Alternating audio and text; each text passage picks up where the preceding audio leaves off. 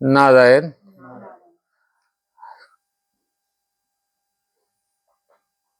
आपके जीवन में भगवान आने के बाद क्या होता है, भगवान आने से पहले क्या होता है?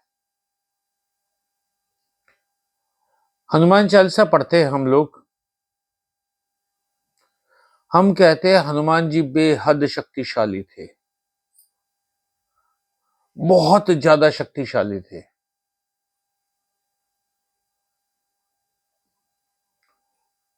जब तक उनके जीवन में भगवान नहीं आए थे, क्या थे? ऊपर से रावण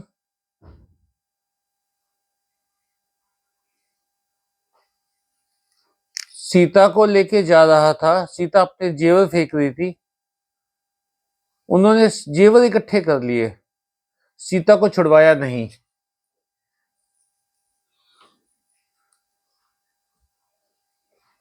बस भाभी, बस बस, नारायण जी खुश रहो।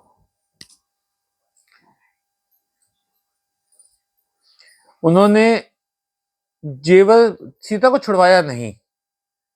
जब बाली ने मारा सुग्रीव को, सुग्रीव भाग लिया तो साथ साथ हनुमान जी भी भाग लिए।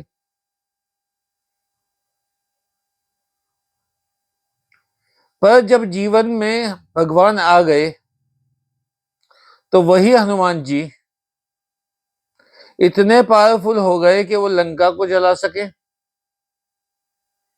इतने पावरफुल हो गए कि रावण की सभा में जाके राजा रावण से ललकार के बात कर सके, इसको देख के देवता भी भाग जाते थे।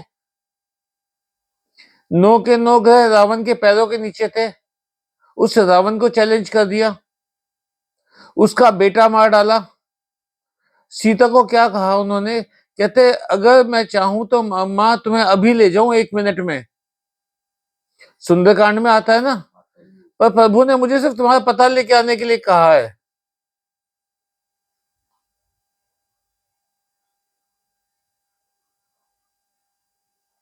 भगवान आने के बाद आपके जीवन में तब्दीली आती है।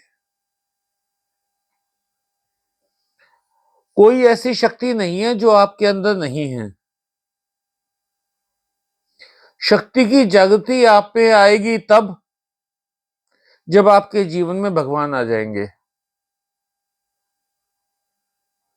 आपने कोई जामवंत का मंदिर देखा है?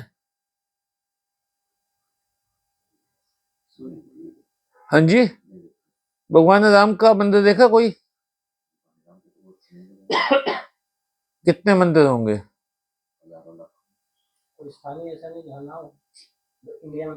हजारों लाखों मंदिर।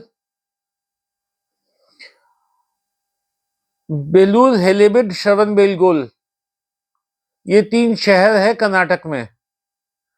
मैसूर से जाते हैं तो ये तीनों शहर घुमा के रात को मैसूर लाके छोड़ देती है बस आपको। बेलूर, हेलेबिड और श्रवण बेलगोल। हाँ जी, उनकी मूर्ति है, बट वहां पे हिंदू मंदिर भी हैं।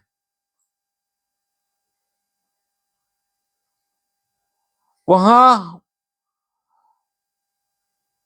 राम, सीता, लक्ष्मण और हनुमान की मूर्तियां आपको हर एक मंदिर में मिलेगी जो 1000-1200 साल पहले बने हुए मंदिर है। ठीक है जी, जामवंत की क्यों नहीं है? अगर जामवंत याद ना दिलाते हनुमान को तो हनुमान को अपनी शक्तियां याद आती।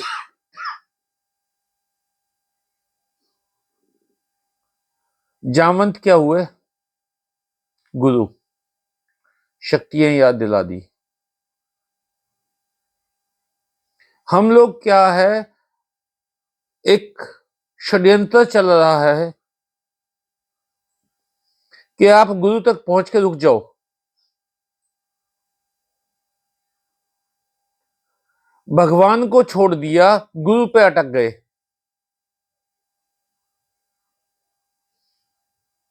गुरु पे नहीं अटकना है आपने, आपको भगवान तक पहुंचना है।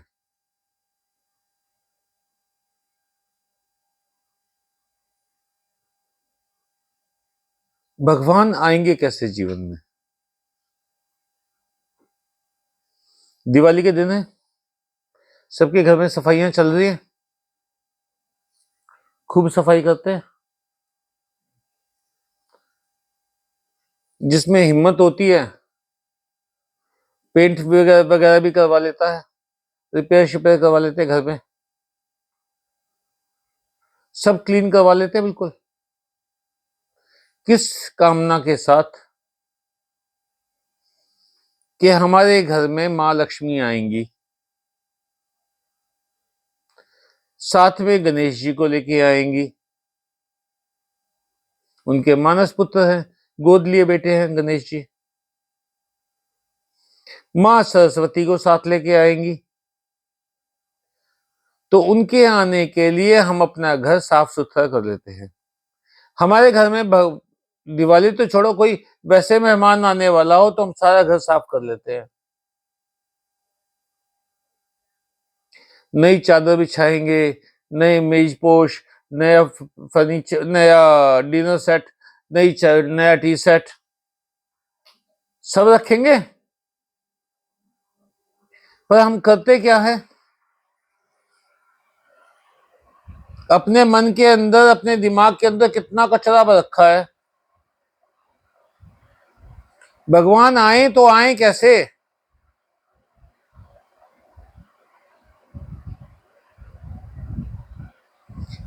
जब तक ये कचरा साफ नहीं होगा, भूल जाओ भगवान आएंगे जीवन में।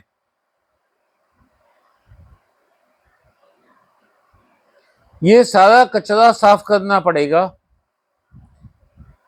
मैंने आपको आपकी शक्ति याद दिला दी। आपको अपने जीवन में भगवान लाने हैं।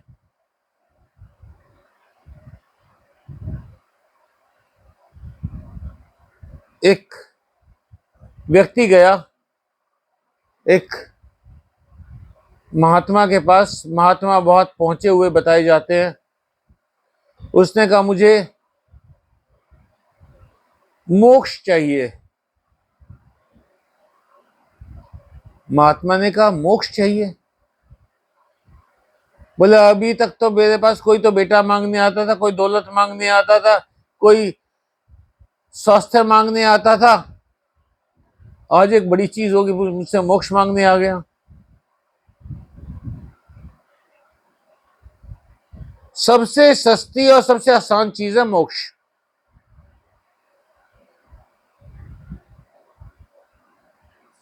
स्वास्थ्य बहुत महंगा है। एक बार अस्पताल में एडमिट होके देख लो, अगर आपके पास हेल्थ इंश्योरेंस नहीं है, स्वास्थ्य बहुत महंगा है। आप अपने जीवन का चलाने के लिए, स्वस्थ रहने के लिए जो खाते हो वो कितना महंगा है?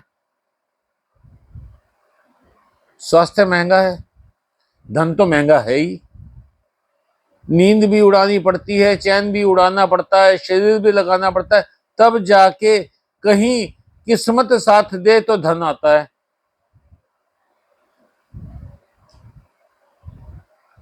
संतान, 3 महिलाएं बैठी हैं।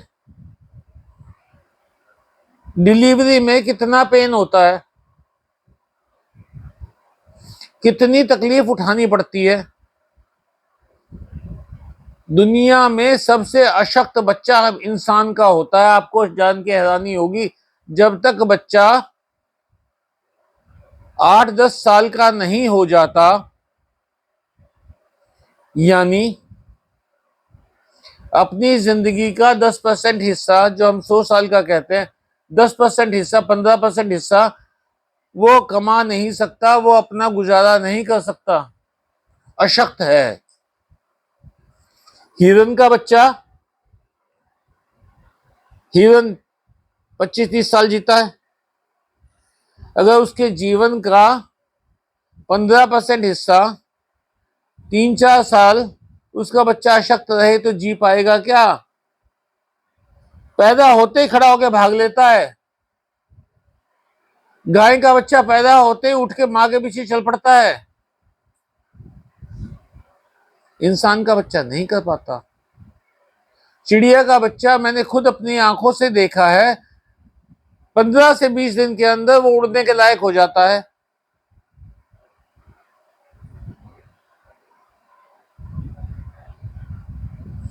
जो अंडा है वो गर्भावस्था है पक्षी की, क्योंकि उन्हें आकाश में उड़ना था, इसलिए भगवान ने उन्हें वरदान दिया कि तुम्हारी गर्भावस्था शरीर से बाहर होगी।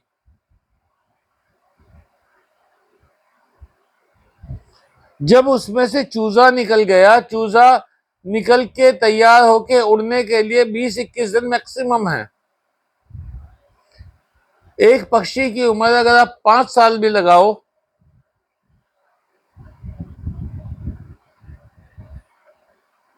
कितने % हुआ? इंसान के बच्चे के साथ कंपेयर करके देख लो। हम बेहद अशक्त हैं। हम लोग तो अभी बाद तक भी दूसरे में शक्ति ढूंढते रहते हैं। एक बहुत बड़ी बीमारी है। हम लोग सोचते हैं कि भगवान प्रकट होंगे, वरदान देंगे, सारे कष्ट मिट जाएंगे।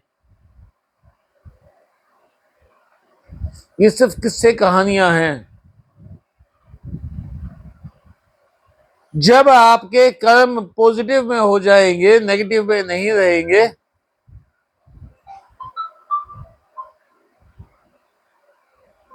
तब जाके आपका भाग्य खुलेगा।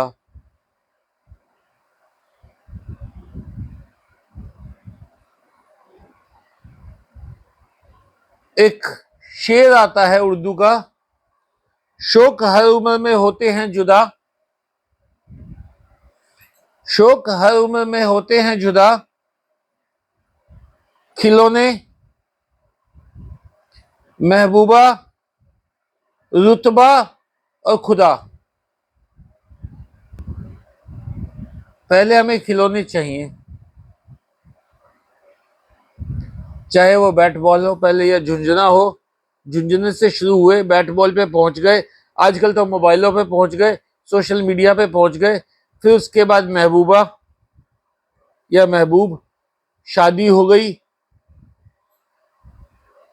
परिवार शुरू हो गया, उसके बाद रुतबा चाहिए, पैसा चाहिए, समाज में सम्मान चाहिए, और फिर आगे अंत, और उसके बाद तब मांगते हो खुदा। अब समय रहता नहीं।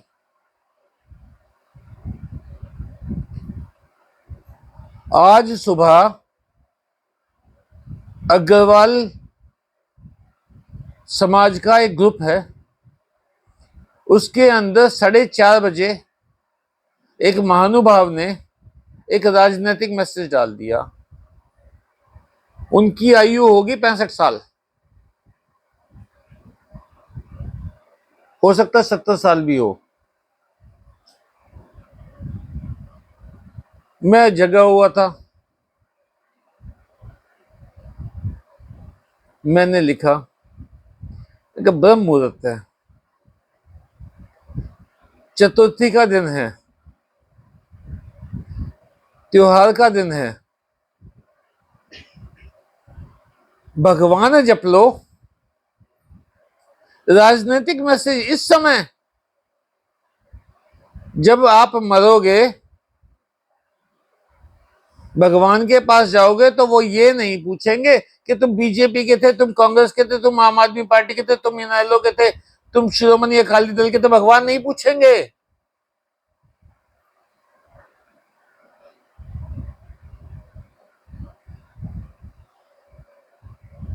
आज उनको सुबह सुबह बढ़िया वाला लेक्चर पिला दिया, फिर उनका पर्सनल में आया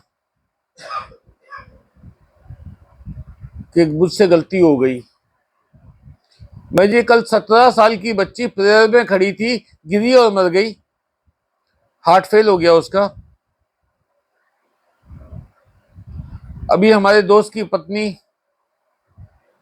51-52 साल की थी, उनकी डेथ हुई है, हार्ट फेल हो गया।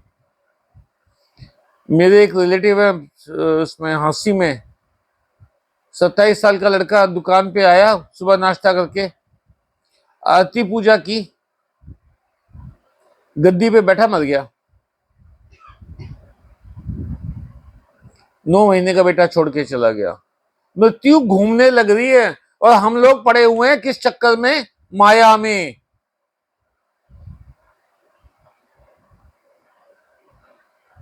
माया भी इस तरीके से भरमाए हुए हैं हम कि हमें तो सिर्फ एक ही बात सूझ रही है। चार आदमी बैठेंगे, भगवान की डिस्कशन नहीं करेंगे।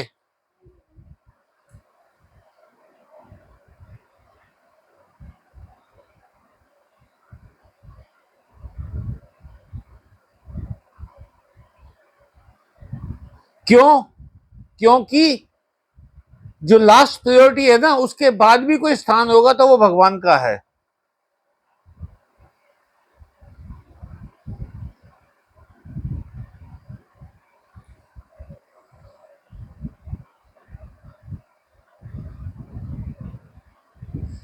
महाराजा मनु की पत्नी का नाम क्या था? शत्रुपा। शत्रुपा का मतलब क्या होता है? 100 रूपों वाली। 100 रूपों वाली कौन है? माया।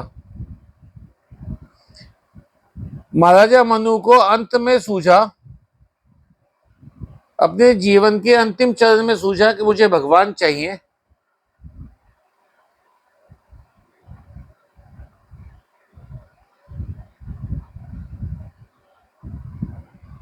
अंतिम चरण का अर्थ क्या हुआ? वो चरण ऐसा आ गया जब उनका अपनी पत्नी से जो प्रेम था, जो दैहिक प्रेम था, वो खत्म हो गया। जो बॉडीली लव था वो खत्म हो गया। माया से प्रेम खत्म हो गया। शत्रुपा 100 रूपों वाली माया से प्रेम खत्म हो गया, तो उन्हें भगवान सूझे।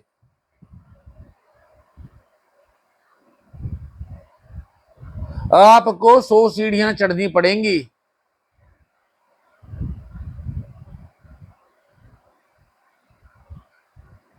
हम आश्रम में क्या बात करते हैं? निंदा नहीं करनी। और जब आप बैठे हुए होते हो, राजनीतिक चर्चा कर रहे होते हो, तो क्या करते हो? एक पार्टी की तो निंदा ही कर रहे हो। कहां जा रहे हैं हम लोग?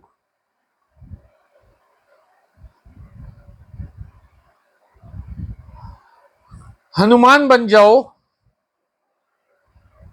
रोम रोम में, बाल बाल में राम हो गए।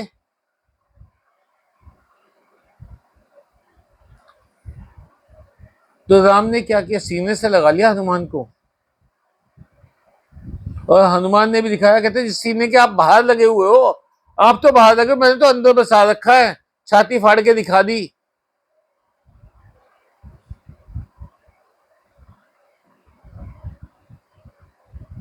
सब छूटेगा यहां।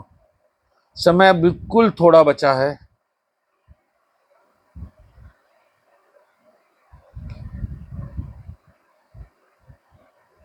बहुत थोड़ा समय बचा है। बार बार समझा रहा हूं, बार बार कह रहा हूं, भूल जाओ सारी चीज, भगवान के मार्ग लग जाओ।